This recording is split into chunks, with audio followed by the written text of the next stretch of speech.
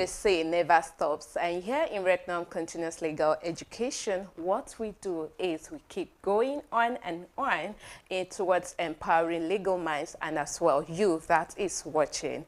Greetings to you and many thanks for joining us on this beautiful episode. I believe all the episodes we have brought to you recently, you have done yourself the good by going back to watch them and also to learn from them.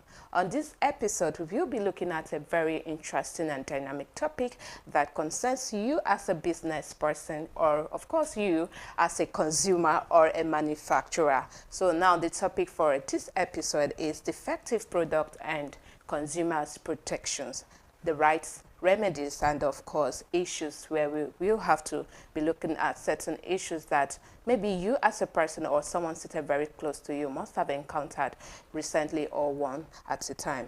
All right, so I'll have to take that again. The topic is defective product and consumers protection, issues and remedies.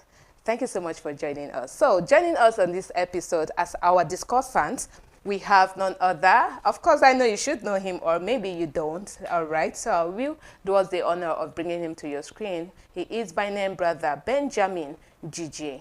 Greetings to you, sir. How are you doing?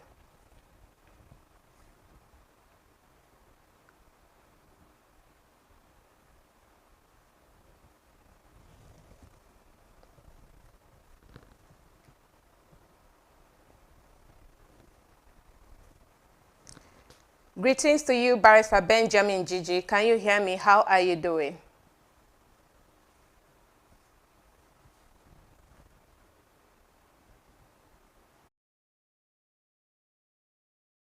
For our guests to join us, let's take a short break. We will be right back. Please stay tuned.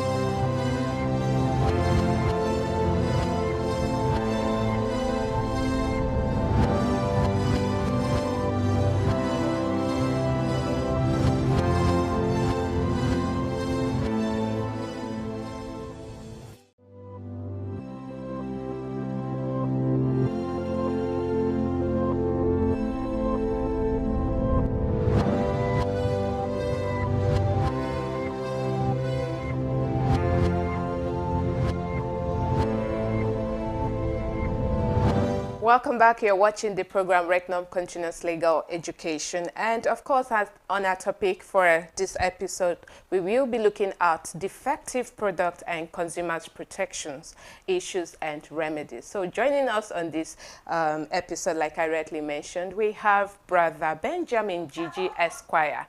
Good evening to you, sir. Greetings. How are you doing? I'm very fine. Thank you very much. All right. So good to have you join us on this episode. And we hope to learn from you. Okay, so the topic is defective product and peace. The topic is defective product and consumers protection, issues and remedies. So before we go in-depthly into the topic, let's get clarification on the key terms as per this topic.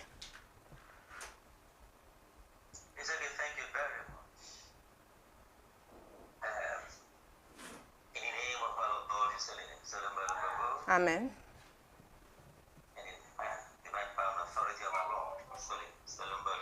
Amen. For now and evermore. Amen. Yes. Divine Vanguard, Barrister Benjamin NOGG is my name, from Element Zone in River State. Yes. We have to quickly look at the concepts of some keywords. Concept of some keywords has appeared in the topic for today's discussion. Now, let us look at defective. Simply speaking, defective means ineffective, inefficient, deficient, or bad, something that is bad. You also look at another keyword, products. We all know what product means, goods. Also look at consumer. The word consumer emanates from consume, which denotes a person who uses a particular good or product for his or her benefit. We're also looking at protection. Protection simply means the act of securing or protecting a thing or person from being harmed or destroyed. So these are some of the key words as appeared in today's topic. Thank you. Thank you so much, sir. It is good that we start by understanding each of these words, what they represent, so that even to a layman, you would understand better where we are driving to. So to our audience, this is a live broadcast. You can join us via our YouTube page or our Facebook page. Let's discuss, because like I rightly mentioned, this topic concerns you as a consumer or as a manufacturer. So you have to learn. Sit tight, grab a pen and a paper and learn. Thank you so much, Barrister Benjamin. So to ask my next question, what are the key elements that a consumer must prove to establish a claim for damages resulting from a defective product?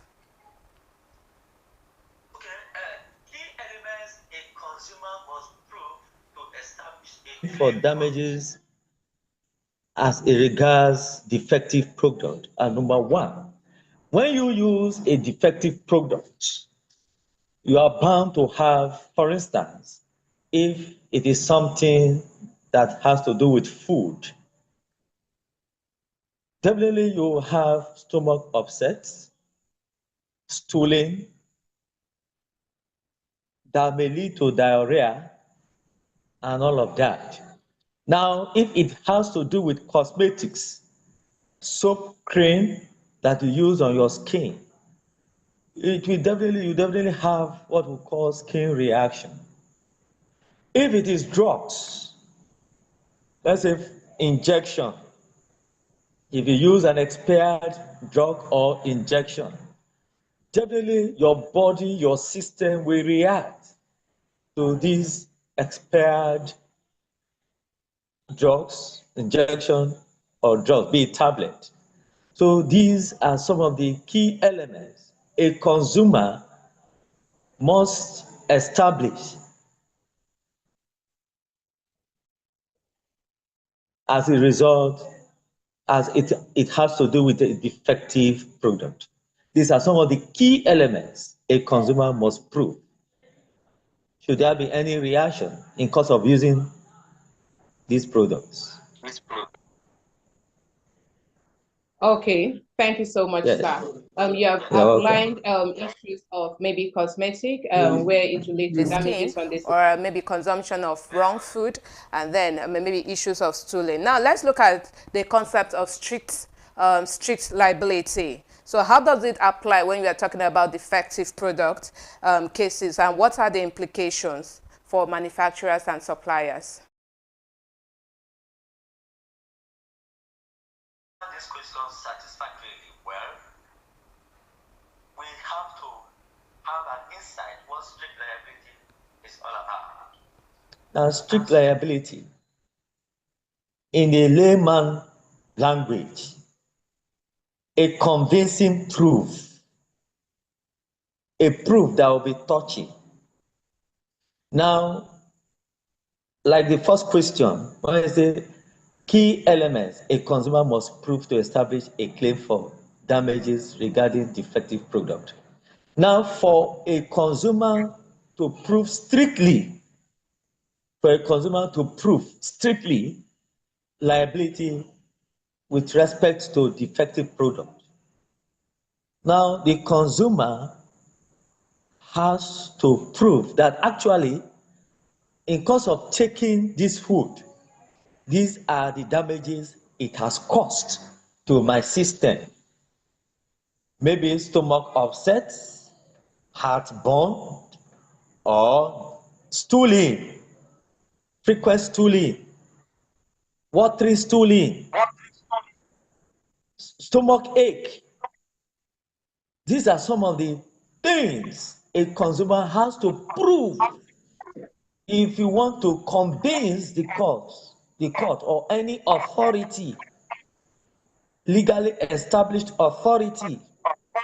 These are some of the things you have to prove to convince that legally established institution that this is what you suffered as a result of the defective product you used, be it food, be it cosmetics, be it drugs or injection.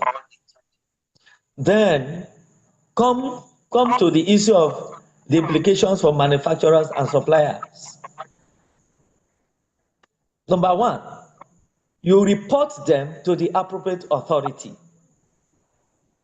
proving what you have suffered as a victim or consumer. Number two, stealing the business premises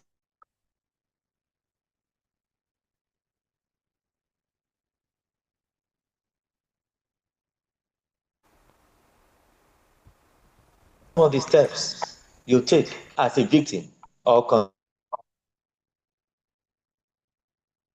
consumer that has passed through or that is undergoing damages or experiencing damages as a result of defective products.